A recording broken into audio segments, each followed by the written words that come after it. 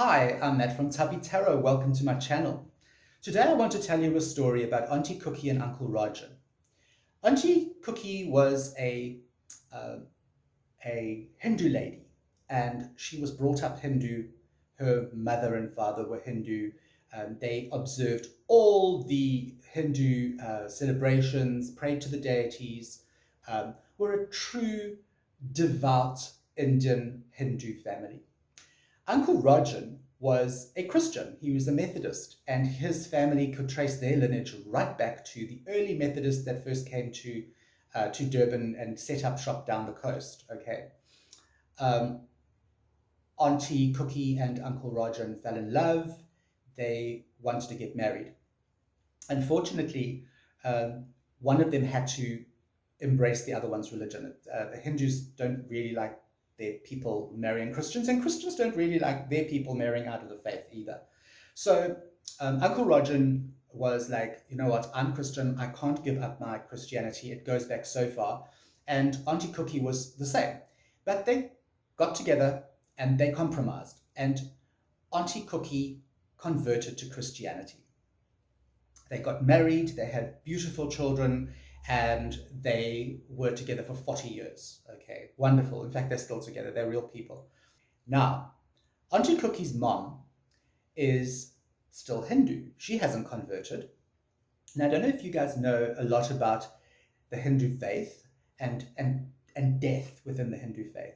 First of all, if a Hindu dies, when a Hindu person dies, there's a lot of stuff that has to be done. There are a lot of rituals that have to be performed.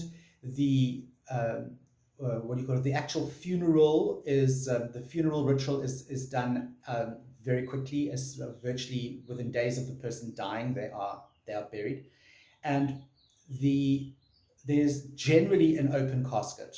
Okay, the body will go to someone's home, someone close to them. The family and friends will then gather at that home. They'll all bring something to eat. They will then move past the body. They'll pay their last respects. They'll have a quick chow and then they leave. It's not a very long, drawn out thing like Christians do with the coffin and everything. And then after that, there are a whole lot of prayers that have to be observed. You have to observe. Some of them do 10 days or 9 days, and then they do 16 days, and then they do another lot. So 16 days after the death, then another couple of days or couple of months after the death, and then you do your 1 year prayer. So there's a lot of stuff that is incorporated into the Hindu burial ritual. One of the other things is for the period of a year from the time of the death of the person. For a period of 1 year, no celebrations can be had. You cannot celebrate birthdays. You cannot celebrate Diwali. You cannot celebrate, Shivratri. There are no celebrations allowed. Those are including the big Hindu festivals, Shivratri, as I said, Diwali. So we have this dichotomy. All right, if you are Christian, like Rajan, he's not going to like be very into like all the religious, all the ceremony, because his belief is different.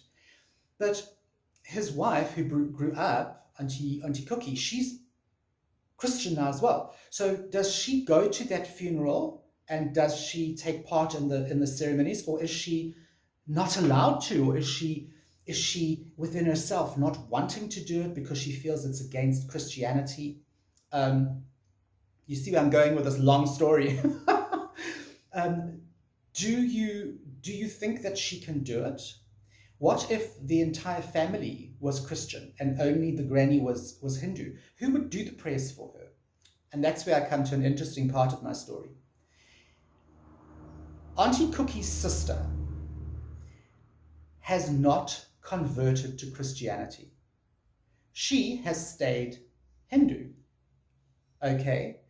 I don't know her that well, and I don't think she is as devout within the human faith, Hindu faith, as what perhaps other Hindus are, as what her mother was. But she has stayed Hindu. She has not converted to Christianity for one reason and one reason only. There has to be someone in the family the immediate family, who will do the prayers for when Granny dies or when Uncle Bob dies down the road or whatever, okay, any member of the Hindu family. Someone has to do the prayers, and that someone has to be a Hindu person, okay? So very interestingly, the auntie, okay, Auntie Cookie's sister, has not converted to Christianity. She's remained Hindu so that she can do the prayers, all right? That's what I want to ask you today. What do you think of this idea? What do you think of this idea of not being able or not wanting to or not being comfortable with doing prayers for a religion that you once belonged to, and now someone has died and you should want to, or you are expected to do the prayers for them, but now you're Christian and not Hindu? What do you guys think about this? Comments down below, short comments please, comments down below. I personally think it's a very interesting dilemma because, as you know, I'm following a Hindu practice. I don't really call myself a Hindu because I don't do everything, okay? But I follow Hindu teachings. And I think for me, that's great. But if there was nobody at all around, and there was no family, I suppose I could perhaps do the prayers. That's if she has no one. But what happens is they will then go down the line. If there's nobody in her immediate family, they'll look for cousins, uncles, grandchildren, great-grandchildren. So there has to be somebody Hindu to do that prayer. And that person might not be in the family as such. The whole family might have converted to Christianity or any other religion. What do you think of this? Do you think it's a fair thing to say that Auntie Cookie is not going to be able to do the prayers? Do you think it's a fair thing to say that Auntie Cookie's sister has remained true to her Hindu faith, not so much because she practices it, and not so much because she kind of goes to temple and that sort of thing, but simply because she wants to be able to do the prayers, the actual prayers that send the soul on to reincarnate and that sort of thing? Do you think that's a good thing or a bad thing? Do you think she is denying herself true spiritual, religious movement in her life? Or do you think it's a good thing that she can carry on with whatever she believes, her Christianity, whatever she believes, but she hasn't converted? She still has the ability as a Hindu, being born Hindu, to do the prayers for her mother. I'd love to hear your comments on that. It has been a bit of a story time today. I will be reading 3 Noddy books to you next week.